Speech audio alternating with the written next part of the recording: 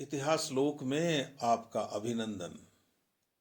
मध्यकालीन भारतीय इतिहास की चर्चा कर रहे हैं और हमारी चर्चा के केंद्र में है सुल्तान मोहम्मद बिन तुगलक। मोहम्मद बिन तुगलक के सिलसिले में अब तक हम 4 बार मिल चुके हैं और अब 5वीं बार मिल रहे हैं। पिछले अंकों में हमने देखा कि 1325 से लेकर 1351 ईस्वी तक सुल्तान रहने वाला मोहम्मद तुगलक इतिहास की पुस्तकों में पागल के रूप में उल्लिखित है। इस रूप में उल्लिखित है कि उसके व्यक्तित्व में विरोधी तत्वों का अत्यधिक सम्मिश्रण था। इस रूप में भी उल्लिखित है कि उसके स्वभाव में अत्यधिक असंतुलन था। वह बुद्धिमान दिखने की कोशिश करता था और नई नई योजनाएं बनाता था, और जब कोई योजना विफल हो जाती थी तो उस विफलता के कलंक को मिटाने के लिए फिर कोई योजना लेकर आता था। यह तो मैं कह चुका हूं कि बहुत पढ़ा लिखा था, विद्वान था, धर्म को समझता था, राजनीति को समझता था, भूगोल को समझता था, पदार्थ विज्ञान को समझता था, ज्योतिष को समझता था, यहां तक कि वह रहस्यवाद को समझता था। फारसी में कविताएं लिखता था, बहुत अच्छे अच्छे पत्र लिखता था। यह सब था, लेकिन दूसरा पक्ष अत्यधिक क्रूर था। लोगों को मारने में उसे कोई संकोच नहीं होता था। फिर योजनाएं बड़ी बड़ी बनाता, लेकिन उन योजनाओं को लागू करने में क्या क्या कठिनाइयां आ सकती हैं उन पर वह विचार नहीं करता। और यही सबसे बड़ा विरोधाभास उसके व्यक्तित्व में है। किसी भी व्यक्ति के जीवन में यदि इस तरह का विरोधाभास है कि वह योजना तो बहुत बड़ी बनाए लेकिन उस योजना को लागू करना उसे न आए, तो उसे पागल ही कहा जाएगा, क्योंकि वह उसके परिणाम भुगतता है। मोहम्मद तुगलक ने भी विभिन्न योजनाएं बनाई, उनको लागू किया और सभी योजनाओं में विफल रहा। उसकी एक भी बड़ी योजना सफल नहीं हुई। अब अनेक विद्वान कहते हैं कि साहब योजना बहुत अच्छी बनाई, अब कार्यान्वयन नहीं कर सका उन योजनाओं का व्यवस्थित रूप से, तो कुछ तो उसका दोष था, कुछ परिस्थितियां ऐसी उत्पन्न हो गई थी। समझदार व्यक्ति, समझदार सुल्तान वही होता है जो उस समय अपनी कार्य कुशलता का प्रदर्शन करे जब परिस्थितियां विपरीत हों, और कम से कम उसे यह अनुमान लगाना तो आना ही चाहिए कि मैं यह काम करने जा रहा हूं तो इसमें ये बाधाएं आ सकती हैं। तो हमने उसकी 3 योजनाओं का जिक्र किया। एक तो उसने दोआब में कर वृद्धि की और दोआब को बर्बाद कर दिया। अब उस बर्बाद हुए दोआब को आबाद करने के लिए एक कृषि संबंधी प्रयोग किया, उसमें भी सफलता नहीं मिली। 2 करोड़ टंका बर्बाद करके वह बैठ गया। इन दोनों योजनाओं को आप चाहें तो एक योजना के रूप में प्रस्तुत कर सकते हैं। तीसरी जो योजना थी वह उसकी राजधानी परिवर्तन की योजना थी, उस पर भी हम बात कर चुके हैं। और उसने दिल्ली की जनता को जब यह आदेश दिया कि तुम लोगों को यहां से अपना डेरा उठा लेना है और देवगिरी में जाके बसना है, दौलताबाद में जाकर बसना है, उसने यह नहीं सोचा कि लोगों को इससे कष्ट कितना होगा।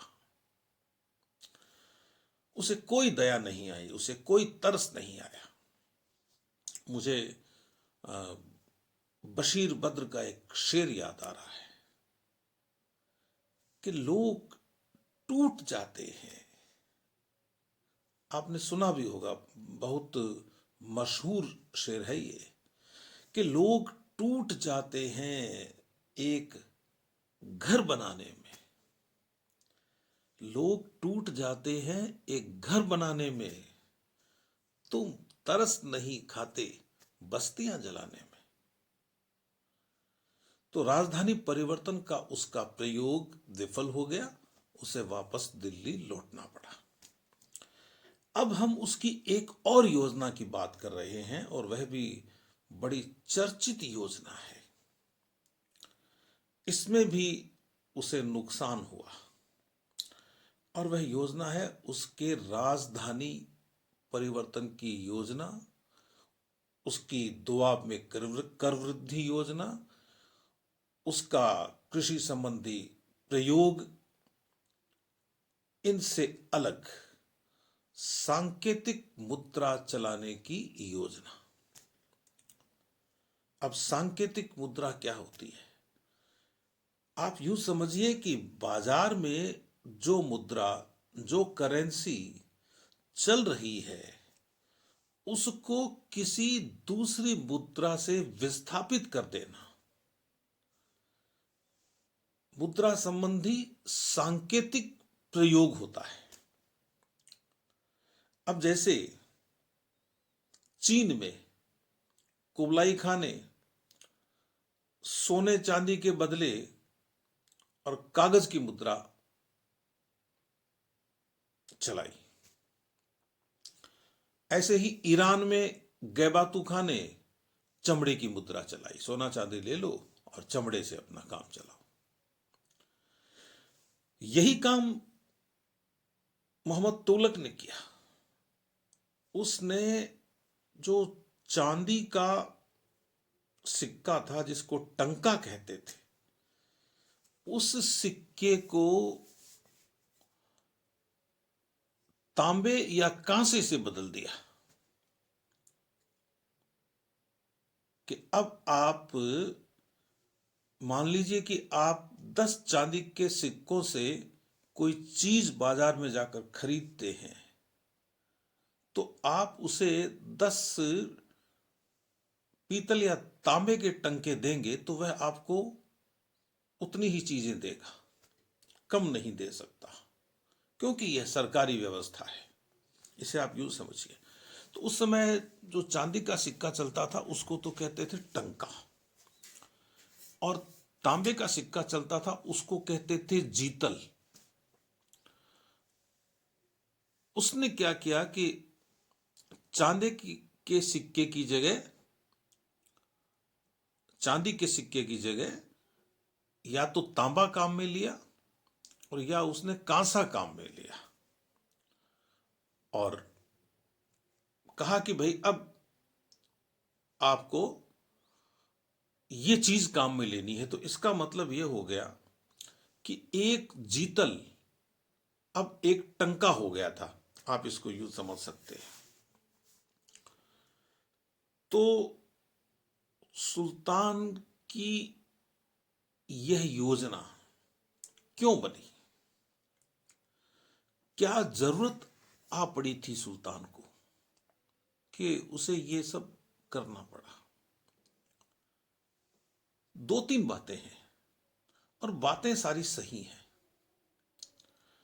हम यह बिल्कुल नहीं कहते कि मोहम्मद तुगलक ने कोई योजना खराब बनाई। प्रश्न यह है कि यह योजना आपने कब बनाई? यह भी मान लिया कि उस समय की कोई आवश्यकता हुई होगी, दुनिया में चांदी की कमी हो रही थी, और सुल्तान सोचता था कि चांदी के जो सिक्के चल रहे हैं बाजार में, वे सिक्के यदि महल में आकर जमा हो जाएं तो हमारे पास चांदी बढ़ जाएगी। मान ली बात।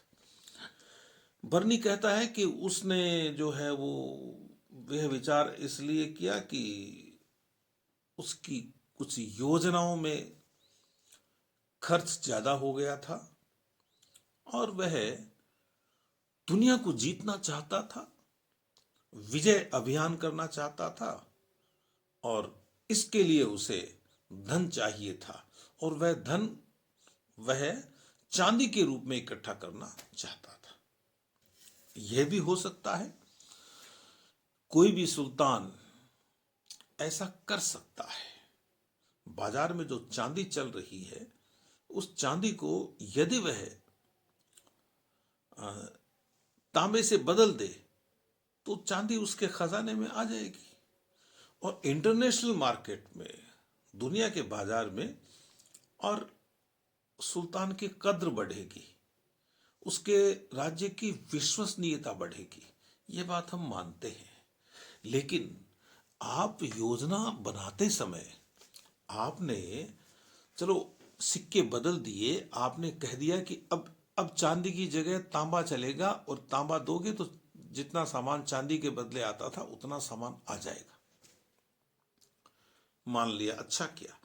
लेकिन आपने ये जो मुद्रा बदली, उस समय यह विचार क्यों नहीं किया कि इस मुद्रा के जैसी मुद्राएं लोग बना सकते हैं कि नहीं बना सकते?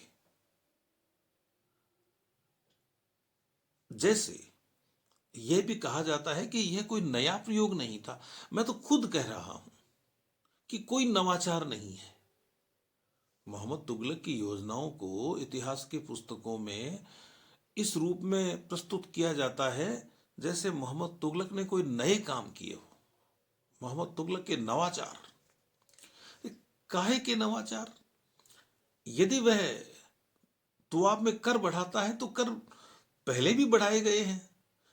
प्राचीन भारत में आप देख लीजिए, अनेक बार कर बढ़े हैं। और प्राचीन भारत तक क्यों जाते हो? इसके कुछ पहले ही तो अलाउद्दीन खिलजी हुआ है, उसने भी तो टैक्स बढ़ाया है।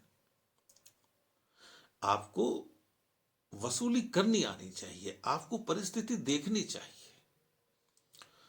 खैर, और फिर कृषि संबंधी नया प्रयोग। भारत में तो कृषि विज्ञान रहा है, विज्ञान माना गया है। कितना साहित्य उपलब्ध है हमें प्राचीन भारत का कृषि के संबंध में। तो क्या नया प्रयोग है? और ये मुद्राओं का परिवर्तन तो होता रहा है, दुनिया में होता रहा है। इसी के समय मैं बता रहा हूं, चीन में हुआ और उसके ईरान में हुआ। अब चीन का तो, ईरान का तो विफल हो गया था, चीन का विफल क्यों नहीं हुआ? भाई, उस आदमी ने क्या किया, कुबलाई खान ने लोगों को कहा कि ये कागज की मुद्रा है और ये कागज की मुद्रा सोने चांदी की मुद्रा के बराबर चलेगी, लेकिन तुम चाहो तो तुम्हारे पास जो सोने और चांदी की मुद्रा है उसको भी काम ले सकते हो। तो इससे क्या हुआ कि बाजार एकदम खाली नहीं हुआ। फिर उसने ये व्यवस्था कर ली कि न तो शाही बाजार में जाने दूंगा और न कागज बाजार में जाएगा जिसके नोट बन रहे हैं। ये तो योजना होती है, इस तरह से योजना बनती है। आपने योजना बनाई और आपने कह दिया कि अब जो है चांदी के सिक्के के बराबर तांबे के सिक्के होंगे या कांसे के सिक्के होंगे, जो भी है। आपने जो भी चीज चलाई है, भाई क्या है कि बर्नी लिखता है कि मिस धातु के सिक्के बने, तो मिस तांबे को कहते हैं। लेकिन जो फरिश्ता है वह लिखता है कि बिरंज काम में लिया गया था, बिरंज कांसे को कहते हैं। तो कांसा मतलब तांबा और उसमें टिन मिला देते हैं, या तांबे में जस्ता मिला देंगे तो पीतल हो जाएगा। यानी जो भी हो, लेकिन मोहम्मद तुगलक ने चांदी के बदले में एक मिश्रित मुद्रा काम में ली थी। आप ये समझ लीजिए, इससे ज्यादा हमें नहीं देखना है। खैर, तो फिर आप यह व्यवस्था करते कि नकली मुद्रा नहीं बने, लोग नकली सिक्के नहीं ढाले।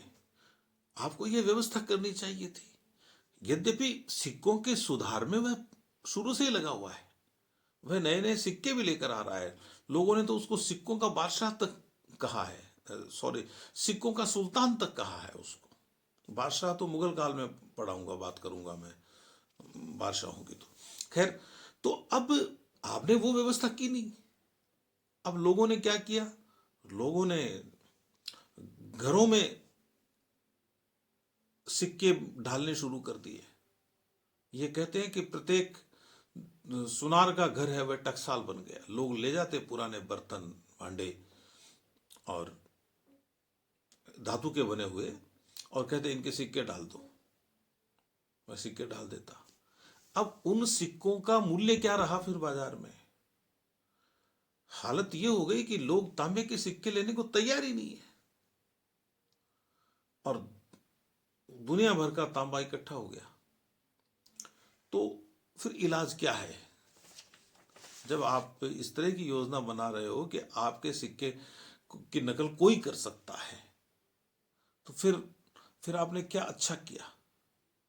आपको टकसालें अपने नियंत्रण में रखनी थी। इस तरह की कोई व्यवस्था नहीं थी। फिर मैं पढ़ के सुनाता हूं। वह जनता से उम्मीद यह कर रहा है कि जनता, खास तौर से मुस्लिम जनता, धार्मिक भावना से ओतप्रोत होकर, धार्मिक भावना से भरकर और सिक्के चलाएगी। इसलिए वह सिक्कों पर क्या लिखवा रहा है, मैं बोल रहा हूं। उसने सिक्के पर, मेरे पास ये हबीब निजामी की किताब है, वो बताते हैं कि उसने लिखवाया, मुहर शुद्ध टंका राय दर रोजगारे बंदाए उम्मीदवार मोहम्मद तुगलक। मुहर शुद्ध टंका रायज दर रोजगारे बंदाए उम्मीदवार मोहम्मद तुगलक। यानी मोहम्मद तुगलक दैवी कृपा का इच्छुक, ईश्वरीय कृपा का इच्छुक के समय यह सिक्का चला। अब इस कलाकारी का मतलब क्या है जब सिक्कों की नकल हो रही है? तो यहां तो बुद्धिमानी लगाई आपने, अच्छी बात है। और फिर आपने आगे क्या सिक्के में यह भी लिखवाया अरबी में कि जो सुल्तान का आज्ञा पालन करता है वह ईश्वर की आज्ञा का पालन करता है। यह मतलब उसने लिखवाया कि जो सुल्तान की आज्ञा का पालन करता है वह ईश्वर की आज्ञा का पालन करता है।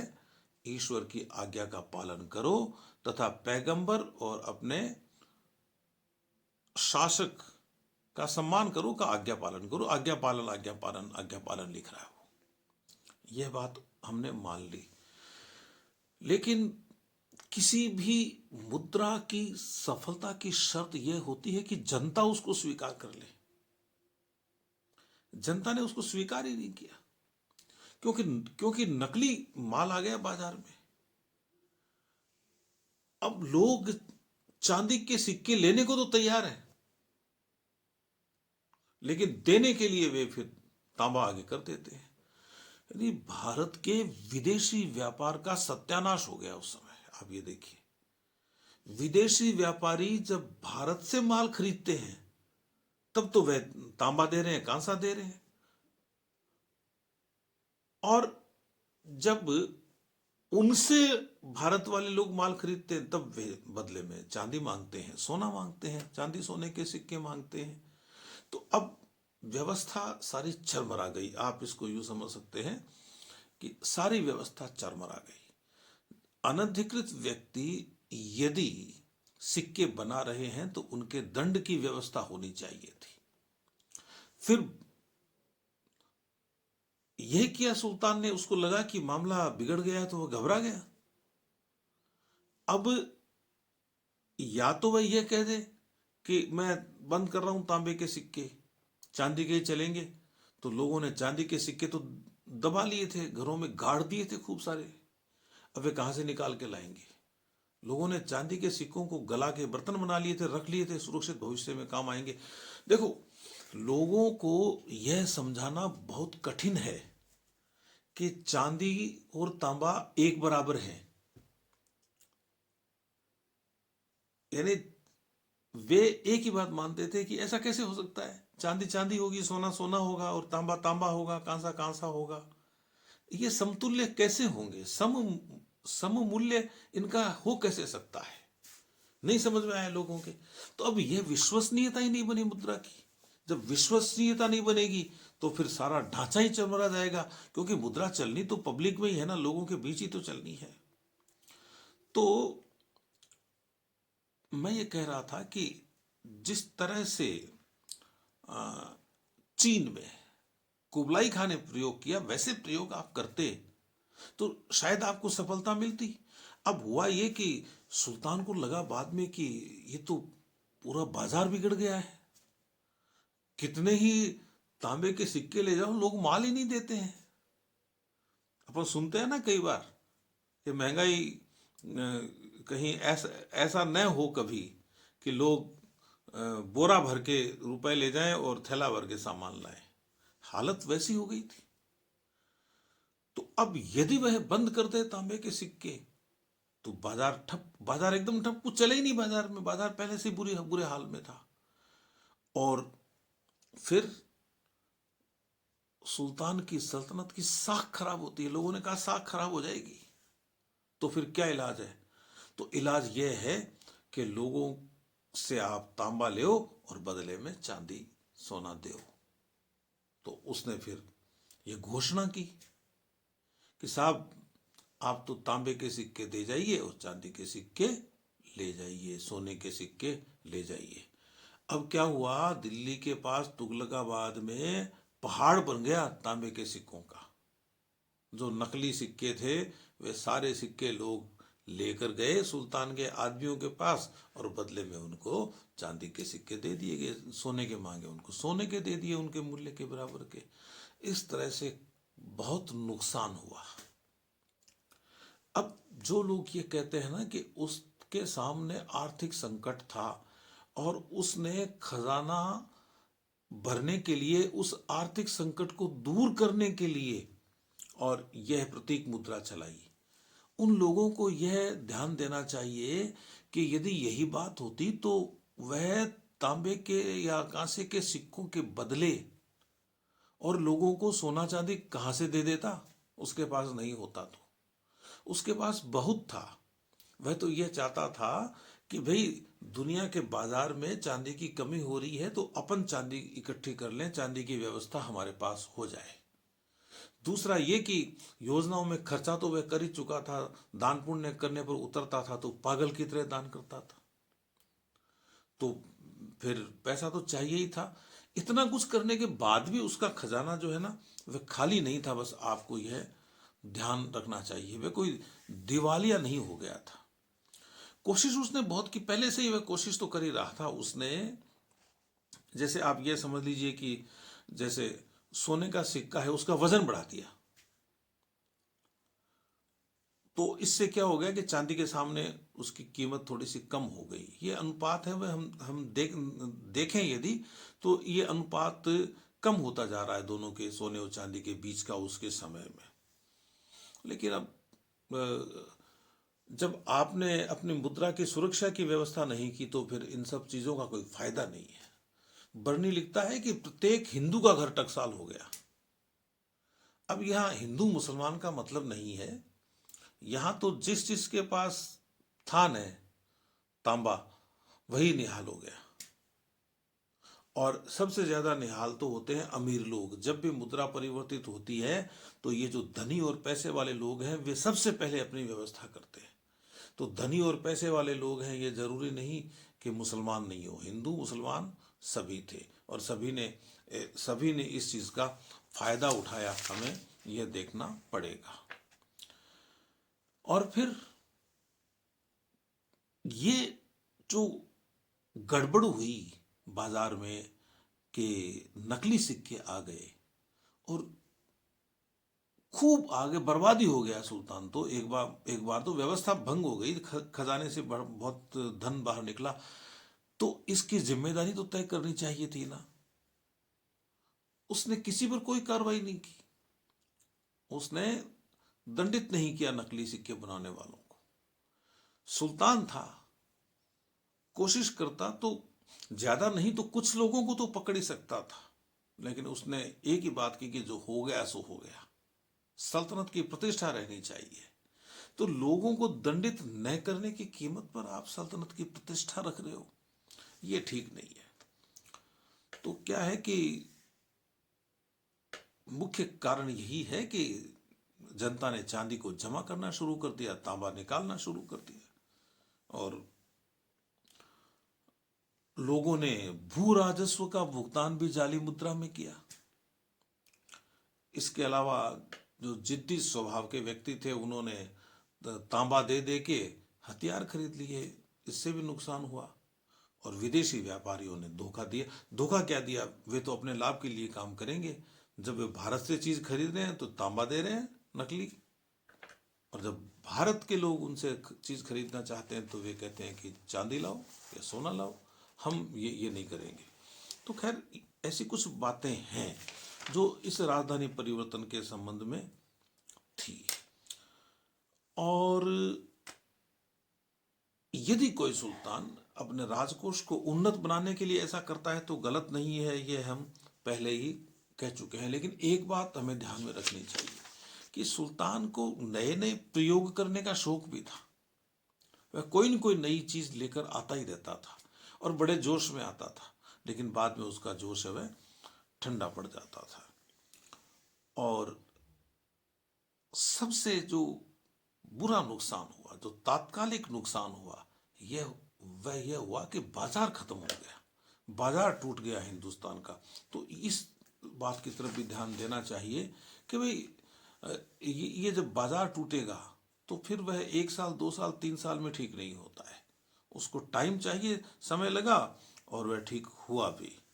तो इस तरह से अच्छा, फिर एक काम और भी उसको करना चाहिए था, कम से कम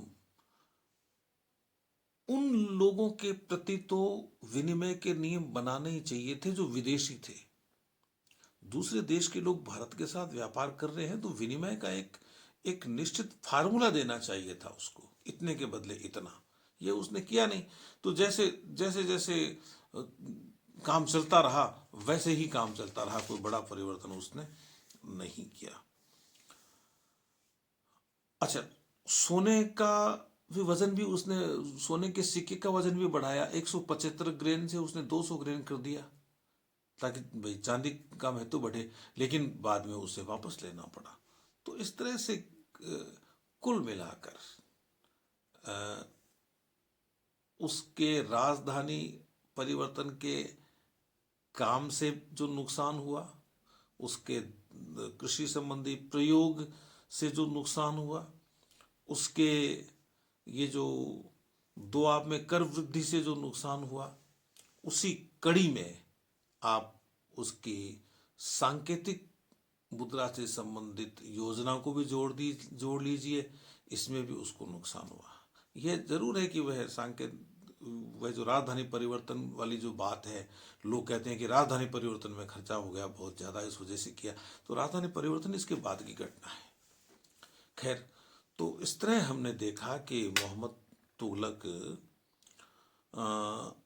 एक बार फिर विफल हो गया, और यह विफलता उसे इस बात से बचा नहीं सकती कि लोग कहें कि वह पागल था। भाई, आप इतना देखिए, यह देख लीजिए कि जब वह मरा तो बर्नी ने लिखा कि जनता का उससे पीछा छूट गया और उसका जनता से पीछा छूट गया। किसी सुल्तान के लिए यह लिखा जाना अपने आप में इस बात का प्रमाण है कि लोग उसके व्यवहार से संतुष्ट नहीं थे, जनता प्रसन्न नहीं थी। तो यह मोहम्मद तुगलक की सांकेतिक मुद्रा से संबंधित योजना थी जिसकी हमने बात की। अगली बार जब हम मिलेंगे तो उसकी अन्य योजनाओं पर भी चर्चा करेंगे। अभी हैं हमारे पास चर्चा करने के लिए उसकी कुछ योजनाएं। तो तब तक, जब तक हम फिर मिले, अपने इस मित्र को आप अनुमति दीजिए। बहुत बहुत शुभकामनाएं। फिर मिलेंगे और मोहम्मद तुगलक की नई योजनाओं के साथ मिलेंगे। धन्यवाद।